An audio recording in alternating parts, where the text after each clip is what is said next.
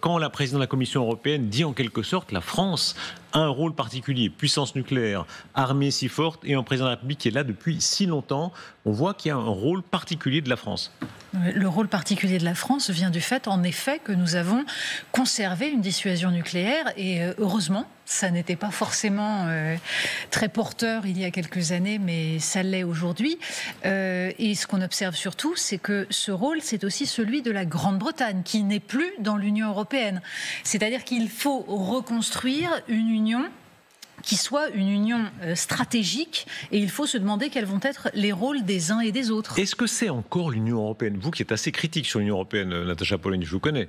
Est-ce que... Sur celle-là, oui, c'est-à-dire sur celle qui a été incapable de défendre sa production, qui a été incapable justement de penser les rapports de force à un moment où on voyait les empires renaître, on ne peut qu'être critique. En réalité, est-ce qu'on vit sous l'apparence, elle est très unie, mais le retour des nations, c'est-à-dire c'est la nation française, c'est la nation britannique, d'ailleurs britannique qui n'est plus dans l'Union européenne, qui prennent le lead, comme on dit en bon français. Oui et non, évidemment, la défense nationale est par nature, je dirais, une prérogative nationale, et on sait bien que les tentatives d'armée européenne ont plutôt échoué. Mais évidemment, on ne résistera aux pressions qui sont actuellement en cours partout dans le monde que si on est rassemblés, et rassemblés peut-être à 27, peut-être à 28, peut-être même à 29 avec le Canada. Alors c'est vrai que c'est moins géographique aujourd'hui que stratégique, cette alliance. Mais bon, vous disiez heureusement qu'on a la dissuasion nucléaire. Moi aussi, je pense que c'est heureux. Mais je pense aussi, heureusement, qu'on a Emmanuel Macron.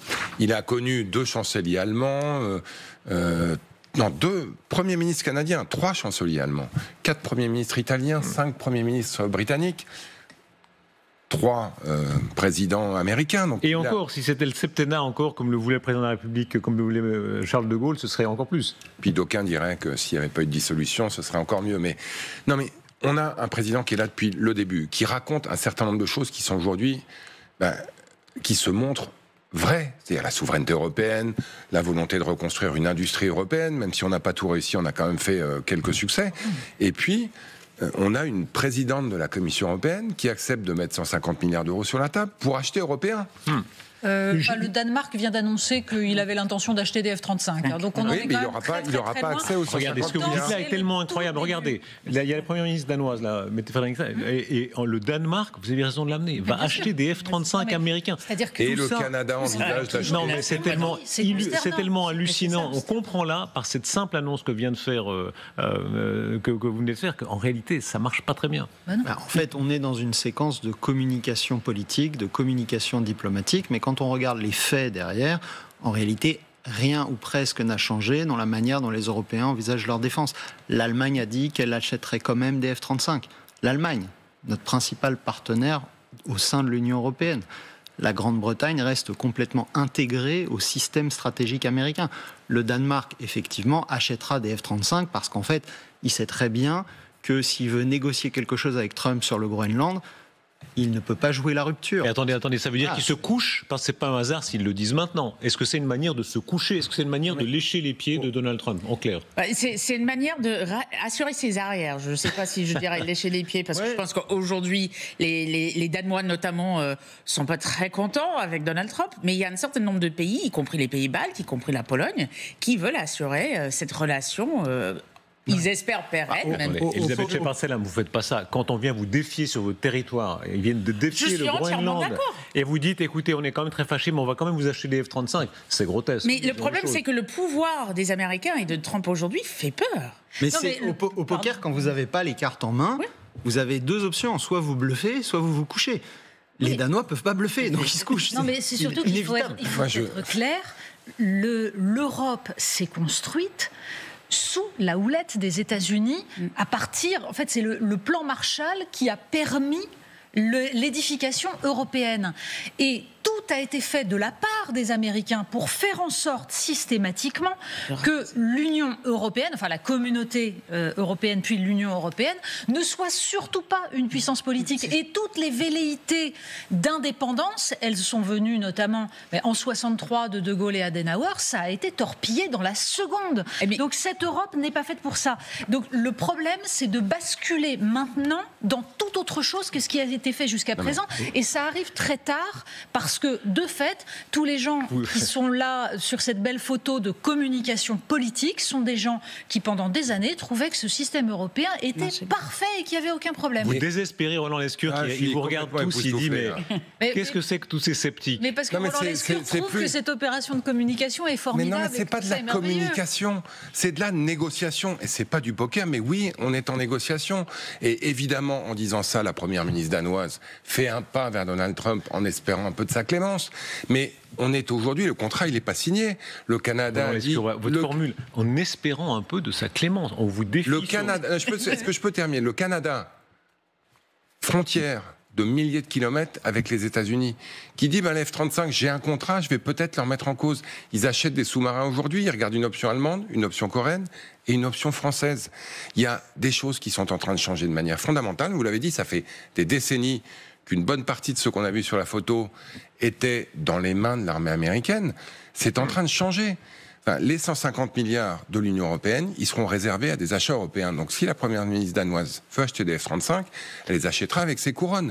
Donc il y a quand même des choses. Le chancelier allemand qui dit 1000 milliards de dollars avec les Verts et les socialistes, j'aimerais qu'on soit aussi rassemblés en France pour augmenter l'effort de défense allemand, y compris dans la construction d'une industrie européenne. Jusqu'où peut aller cette audace européenne? Des troupes on comprend, c'est des troupes de réassurance. Soyons précis, c'est une troupe de réassurance qui serait à l'arrière du front, pas sur le front, ce que dit le président de la République, pour contrôler notamment un certain nombre de villes stratégiques, pour être prêtes si les Russes réattaquer.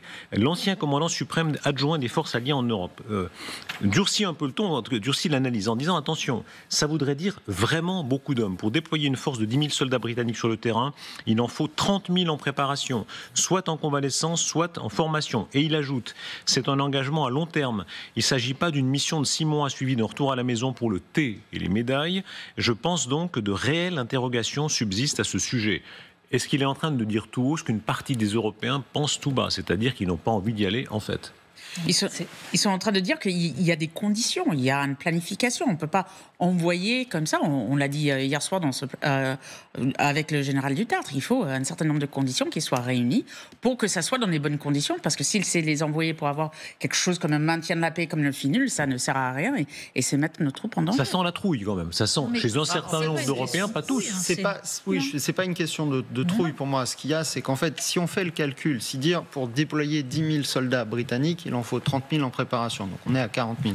Si on fait le même calcul pour les Français, ça veut dire que, en fait, pour cette mission de réassurance en Ukraine, les armées européennes qui comptent, c'est-à-dire celles qui ont véritablement les moyens de mener des opérations, vont consommer quasiment 100% de leur potentiel sur cette mission.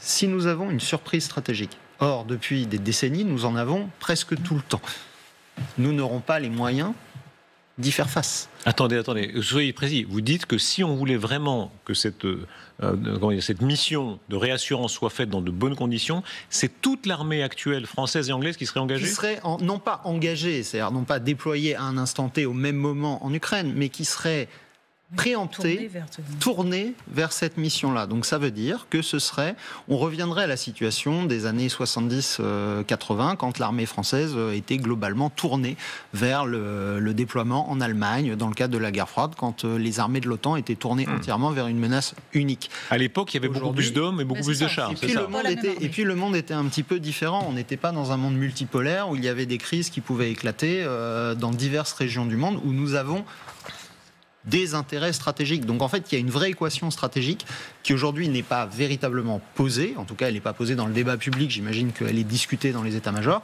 mais qui pose forcément question, surtout pour des puissances mondiales, comme le sont la France ou la Grande-Bretagne. Un mot encore, on ira au scénario dans un instant, mais d'abord je vous laisse compléter. Le terme d'équation stratégique me semble important là-dedans. Je n'ai toujours pas compris quels étaient les objectifs et les buts de guerre précis des Européens dans ce cadre-là. Parce que nous avons bien vu que à partir du moment où Donald Trump a retiré, il y a quelques semaines, le renseignement aux Ukrainiens, Volodymyr Zelensky a été obligé de céder à la volonté de Donald Trump et d'accepter les négociations telles que Donald Trump les posait. Ça veut dire que là, les Européens, les Français, les Britanniques sont en train d'expliquer « nous allons envoyer des troupes ». nous le ferons, nous imposerons cela aux Russes, aux États-Unis, parce que les Ukrainiens décident et nous décidons. Est-ce que réellement ils ont les moyens, les cartes en main pour faire cela? J'ai un énorme doute. Deuxième chose, le porte-parole de la Commission européenne a dit très précisément que les conditions, par exemple, pour que soient levées les sanctions, et je pense qu'en effet, ils ont raison de ne pas lever les sanctions, mais ce qu'il dit, c'est les conditions pour que les sanctions soient levées, ce serait le retrait des troupes russes d'Ukraine. Donc on reconquiert le Donbass ? Mais dans ces cas-là, il faut le dire précisément. C'est-à-dire qu'à aucun moment, les Européens ne précisent exactement ce qu'ils ont. Alors, on va poursuivre cette conversation.